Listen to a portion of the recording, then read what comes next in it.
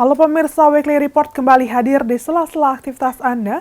Bersama saya Natasha Alko yang akan memberikan rangkuman berbagai berita teraktual yang terjadi selama satu pekan terakhir. Anggota Komisi 8 DPR tolak wacana korban judi online dapat bansos. Prabowo terima penganugerahan tanda kehormatan Bintang Bayangkara Utama dari Kapolri. Bamsud soal judi online lebih tepat berantas ke akar masalah DPR dan MPR. Berikut berita pilihan selengkapnya.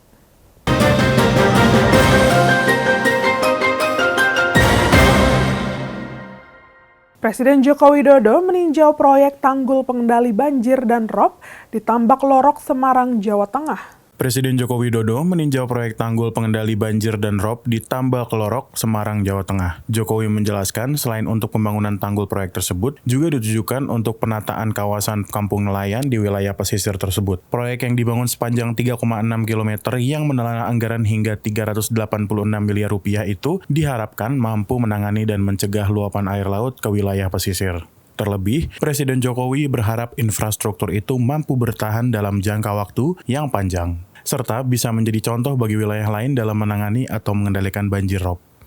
Proyek pengendalian rob dan penataan kawasan kampung nelayan di Tambak Lorok yang panjangnya untuk tanggul robnya ini 3,6 kilo. Wakil Ketua Majelis Syuro PKS Hidayat Nur Wahid ingin mengajukan kader internal sebagai calon wakil gubernur bila partai PKS resmi mengusung Anies Baswedan di Pilkada Jakarta 2024.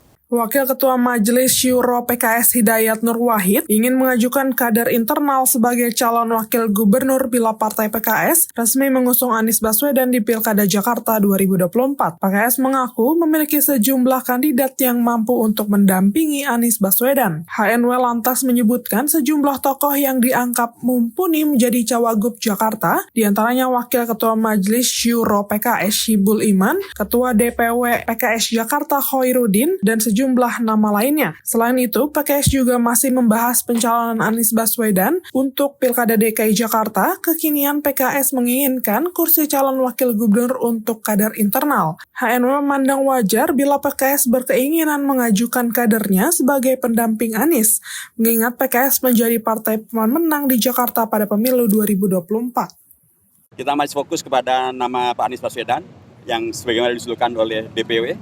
Dan sampai hari ini posisinya masih demikian. Jadi saya berharap bahwa ya kita nggak perlu mewacanakan yang bermacam-macam kalau memang arahnya oleh DPW sudah disetujui demikian dan juga partai-partai yang lain juga mendukung Pak Anies sebagai calon gubernur. Wakil gubernur sekali lagi PKS masih menimbang dari internal. Dan di internal itu ada Pak Soebul Iman ada Pak Khoirudin ada, termasuk mungkin tokoh-tokoh yang lain yang nanti akan bisa dicalonkan oleh PKS. Termasuk juga bila itu adalah misalnya nih Pak Dr. Gamal Albin Said, tokoh dari Malang, tokoh anak muda, ketua bidang kepemudaan di PKS, terpilih menjadi anggota DPR, reputasinya sudah internasional, bahkan Panggilan Charles sangat mengapresiasi beliau, Putin juga sangat mengapresiasi beliau. Jadi tentu beliau wajarlah untuk kemudian menjadi representasi anak muda sebagai calon wakil gubernur di Jakarta. Bila konstelasinya demikian. Tapi tentu ini semuanya masih cair ya. Tapi DPW PKS akan mencermati seluruh perkembangan yang ada untuk kemudian memutuskan dalam waktu yang setepat-tepatnya. Presiden Partai Keadilan Sejahtera Ahmad Syaiqo membenarkan partainya terus berkomunikasi dengan partai lain, mulai dari PDI Perjuangan hingga Koalisi Indonesia Maju. Presiden Partai Keadilan Sejahtera Ahmad Syaiqo membenarkan partainya terus berkomunikasi dengan partai lain, mulai dari PDI Perjuangan hingga Koalisi Indonesia Maju. Ditemui di gedung DPP PKS, Syaiqo menyebut proses analisis internal masih berlangsung untuk menghitung langkah terbaik bagi PKS sebagai pemenang pemilu di Jakarta. Syaiqo tak menutup kemungkinan mengusung calon lain selain Anies Baswedan, namun dirinya mengungkap Anies adalah tokoh pertama yang datang berkunjung ke partainya setelah putusan MK. Lebih lanjut, Syaiqo membenarkan ada tawaran-tawaran lain yang masuk ke partainya. Namun, keseriusan tawaran tersebut masih dianalisa secara internal. Ya, jadi saya katakan ini kondisi masih sangat dinamis, ya. Tapi kita tadi salah satu yang pertama kali menghubungi kami tentu pada saat keputusan MK, Pak Anies sudah datang ke sini. Jadi kita menghormati, menghargai juga. Nah, walaupun komunikasi dengan partai-partai yang lain tetap terbuka gitu ya, sehingga ada tawaran-tawaran yang lain juga kita kaji gitu ya. Jadi sekali lagi ini memang belum pada tataran yang sudah final, masih sangat dinamis dan berkembang. Anggota Komisi 8 DPR RI Wisnu Wijaya Adiputra menolak keras usulan Menteri Koordinator Bidang Pembangunan Manusia dan Kebudayaan atau Menko PMK Muhadjir Effendi yang mengusulkan agar korban judi online diberikan bantuan sosial atau bansos. Tebang pilih dalam menangkap para pihak yang terkait judi online. Diberitakan sebelumnya, Menko PMK Muhadjir Effendi membuka peluang agar korban judi online masuk ke dalam data terpadu kesejahteraan sosial atau DTKS agar menerima bansos. Pemberantasan judi online ini harus diantisipasi dengan segera, dengan langkah yang sangat tegas, jangan blunder. Jadi kami tolak inisiasi dari Pak Muhadjir Effendi untuk memberikan bansos kepada para pelaku judi online ini. Mereka bukan korban, mereka adalah pelaku dan ini adalah tindakan pidana. Kita harus proses, kita harus dengan tegas. Ini sudah sangat meresahkan kondisi masyarakat kita. Data dari PPATK dari 2018 sampai 2023 itu mencatat di angka 327 triliun. Fantastisnya, baru di kuartal pertama 2024 dari Januari sampai Maret itu sudah di atas 100 triliun. Wakil Ketua Umum Partai Gerindra Habibur Rahman membantah Koalisi Indonesia Maju sudah resmi menawari Partai Keadilan Sejahtera atau PKS untuk bekerja sama pada Pilkada Jakarta 2024. Wakil Ketua Umum Partai Gerindra Habibur Rahman membantah Koalisi Indonesia Maju sudah resmi menawari Partai Keadilan Sejahtera atau PKS untuk bekerja sama pada Pilkada Jakarta 2024. Habibur Rahman merespon pernyataan PKS yang mengaku telah ditawari posisi calon wakil gubernur.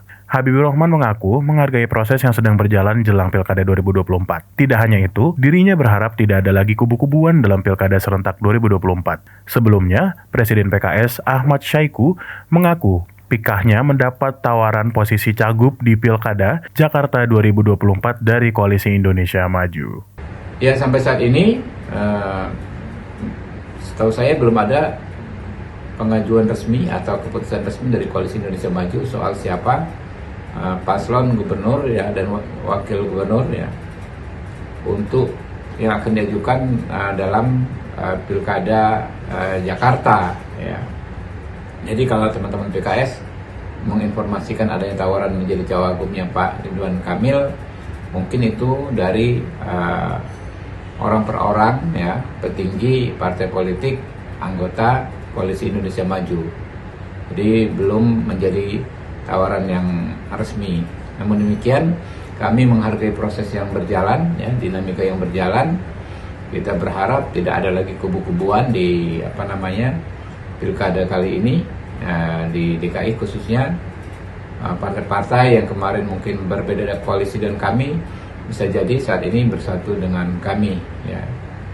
Jadi demi kebaikan, demi masyarakat Jakarta ya, kita terus mencoba melakukan penyamaan frekuensi dengan seluruh partai politik yang ada. Hasilnya ya, ketika nanti sudah disepakati tentu akan kami update kepada rekan-rekan siapa cagup, siapa cawagup yang akan diajukan oleh Partai Gerindra dan juga rekan-rekan Koalisi Indonesia Maju. Menteri Luar Negeri Retno Marsudi menghadiri rapat kerjasama Komisi 1 DPR RI Senayan, Jakarta Pusat, di mana rapat kali ini membahas 5 rancangan undang-undang di bidang ratifikasi pertahanan. Menteri Luar Negeri Retno Marsudi menghadiri rapat kerja bersama Komisi 1 DPR RI di Senayan, Jakarta Pusat, di mana rapat kali ini membahas 5 rancangan undang-undang di bidang ratifikasi pertahanan. 5 RUU tersebut termasuk kerjasama antara Indonesia dengan India, Prancis, Kamboja, Brazil, dan Uni Emirat Arab. Retno mengatakan 5 RUU tersebut mencakup pembagian kerjasama untuk mendapatkan beberapa manfaat strategis, antara lain peningkatan kapasitas pertahanan, teknologi, serta peningkatan kapasitas SDM. Retno menginformasikan bahwa pembentukan kerjasama ini sangat penting dilakukan karena dapat meningkatkan ketahanan nasional Indonesia di tengah dunia yang semakin dipenuhi dengan ketidakpastian dan rivalitas geopolitik yang semakin tajam. Retno mengatakan 9 fraksi DPR telah menyetujui agar RUU ini dapat dilanjutkan pembahasannya hingga ke paripurna. Baru saja menyelesaikan pembahasan tahap 1 rancangan undang-undang kerjasama pertahanan dengan 5 negara, yaitu dengan Brazil, India, Kamboja, Perancis, dan Persatuan Emirat Arab. Setelah kami menjelaskan dari pemerintah dan juga setelah mendengarkan semua pandangan fraksi, semua fraksi, 9 fraksi dapat menyetujui agar rancangan undang-undang ini dapat dilanjutkan pembahasannya dan telah sepakat untuk dibentuk panja untuk membahas DIM dan setelah itu akan dibahas di tahapan kedua yaitu paripurna. Nah, sebagai informasi teman-teman bahwa pembentukan kerjasama ini semakin penting dilakukan karena dapat meningkatkan ketahanan nasional Indonesia di tengah dunia yang semakin dipenuhi ketidakpastian dan rivalitas geopolitik semakin tajam. Dan kerjasama ini juga dilakukan dengan menghormati atau menjalankan prinsip-prinsip dasar negara, antara lain politik luar negeri bebas aktif, dan tadi saya tekankan bahwa kerjasama ini bukan merupakan fakta pertahanan atau aliansi militer, namun penguatan kerjasama dan confidence building measures dalam rangka turut menjaga integritas wilayah Republik Indonesia dan memperkuat pertahanan serta dalam rangka ikut menjaga perdamaian dunia.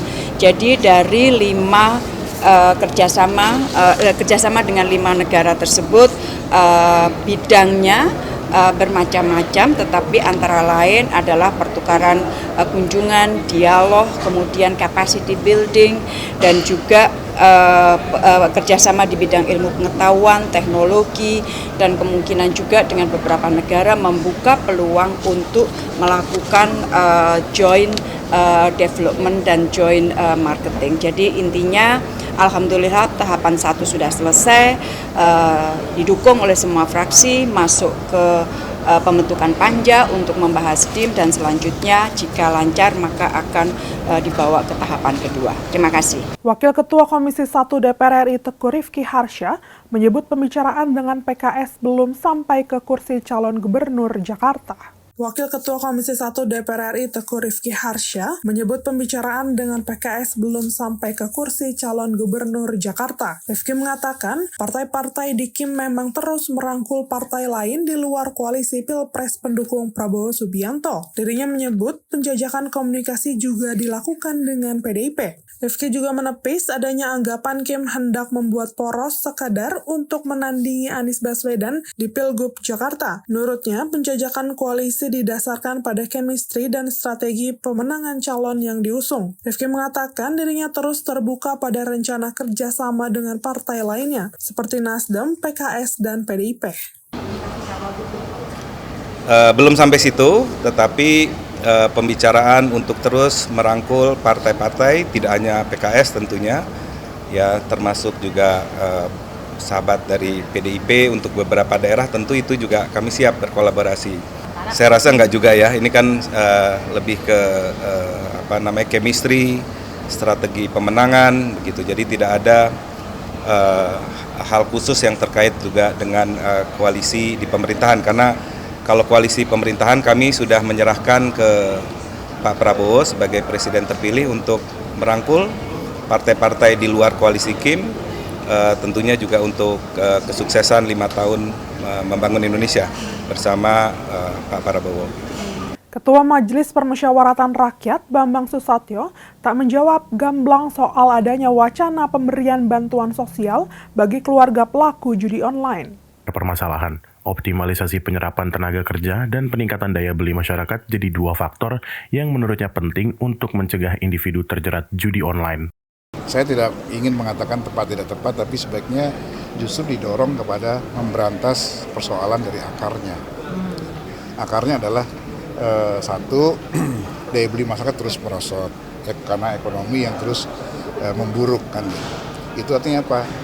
Uang-uang yang di bank itu segera disalurkan kepada para pengusaha, ya, untuk usaha supaya ada roda ekonomi yang bergerak dari usaha-usaha masyarakat, UMKM digerakkan lagi supaya ada penyerapan tenaga kerja, kemudian mendorong daya beli rumah-rumah tangga. Menteri Pertahanan Republik Indonesia Prabowo Subianto menerima penghargaan Tanda Kehormatan Bintang Bayangkara Utama dari Kepala Kepolisian Negara Republik Indonesia Jenderal Polisi Listio Sigit Prabowo di Gedung Rupatama Mabes Polri Jakarta pada Kamis 20 Juni 2024 lalu. Menerima penghargaan Tanda Kehormatan Bintang Bayangkara Utama dari Kepala Kepolisian Negara Republik Indonesia Jenderal Polisi Listio Sigit Prabowo di Gedung Rupatama Mabes Polri Jakarta pada Kamis 20 Juni 2024 lalu. Prabowo tiba di Gedung Rupatama Mabes Polri pukul 14.30 waktu Indonesia Barat mengenakan setelan jas berwarna abu dan berpeci hitam, langsung disambut dengan karpet merah. Prabowo juga disambut dengan jajaran hormat senjata oleh pasukan yang bertugas dan menariknya juga terdapat 4 ekor kuda yang disiagakan dan ditunggangi oleh polisi perempuan untuk turut serta menyambut kehadiran Prabowo. Penganugerahan ini diberikan kepada Prabowo atas dedikasinya dari hubungan timbal balik dan kerjasama dalam upaya peningkatan keamanan di negara Republik Indonesia.